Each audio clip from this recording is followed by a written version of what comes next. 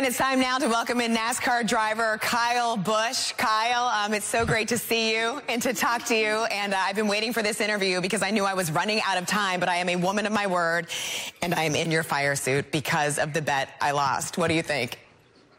Absolutely. I appreciate you being a woman of your word and spreading the wealth and my sponsors as well, too. I got the M&Ms covered, so I'm glad you could take over with Snickers. All right. Well, great. Well, for the friends at home that don't know what we're talking about, Kyle and I were contestants against one another on Nashville Squares, and we made a wager beforehand. And if I won, he was going to have to drive around the racetrack with my face on his race car, which I'm sure your organization would have loved.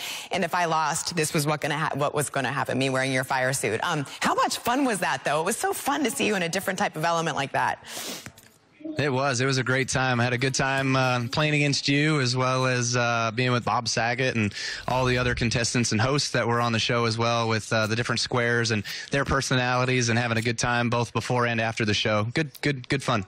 It was great fun. It was just a shame that it was rigged. But moving on, so in New York, we just saw that you did another wager. Obviously, Denny Hamlin challenging you. He was driving the car 5 miles. You were running a little bit over a mile. My question, watching the video of you running through the streets of New York, what was that like? What were people saying to you? Did they recognize you? No, nobody recognized me, thankfully, I guess. You know, I was wearing suit pants and a suit coat and a dress shirt and just these sneakers that weren't running shoes at all. They trust me, they didn't feel very great at the end of the run either, but I guess better than my my other shoes that I was in. But overall, it was fun. Got a few Forrest Gump comments and run boy runs and whatever. You know, people probably thought I was late to a meeting or something, but might have looked a little weird with somebody following me with a camera. But overall, good experience. Won a little over $1,000, so it's all good.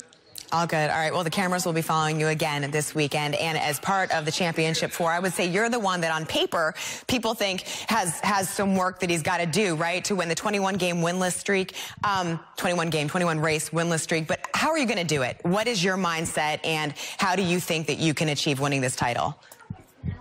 Well, I think the biggest thing is just you got to focus in the now. You know, what the last 21 races have not done for us don't mean anything, really, because we haven't raced on a venue like Homestead at all in a long, long time. So certainly looking forward to the opportunity of being able to go out there and race this weekend. But, you know, all the rest of our competition's gotten better. You know, the first half of the year, SHR wasn't quite there. Second half of the year, they picked up, they got better.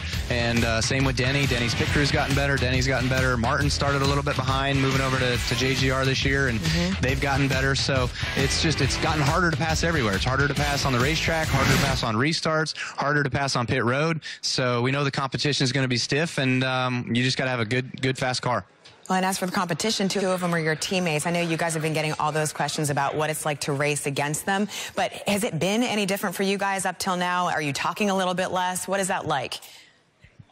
Well, no, I mean, we're all still good. We've been talking, actually. It's been good camaraderie this week between all three guys, and having a chance to be able to go out here and race for a championship for Joe is what all matters to all of us, you know. So, of course, when you get down to race time on Sunday, it's all about the specific teams, the 11, the 18, and 19. But beforehand, you know, it's about making sure that we all have the best opportunity to at least bring home Joe a championship. And so that's what I look forward to, you know, this weekend, and being able to go out there and make sure the M&M's car is the best. When you say win for Joe, what does that mean to you, and why? Well, I mean, Joe is just an amazing person, an amazing leader, and has been there for me both personally and professionally. And the opportunity that I've had to work with him and hearing a bunch of his stories and things from his days in the NFL to his days in NASCAR, and Tony Stewart, and getting Joe ready for me, and all the different things that's come down to over the years. He just feels like a father-type figure to me. And so I've got utmost respect for him, and he's got the utmost respect for me. And I don't, you know, to this day, I've never been yelled at, but we have certainly had our matter-of-fact conversations, and it's been a great relationship. And you know, that's what the Daytona 500 was for earlier this year. Obviously, it was for JD and his passing over the offseason, but to me, it was about the success of Joe and Joe Gibbs Racing, and making sure one of us, myself or Denny, were the ones that were in victory lane, and not somebody else. All right, Kyle Busch, best of luck this weekend. So fun to talk to you, fun to compete against you as well, even if I did lose. All right, next up. Thanks.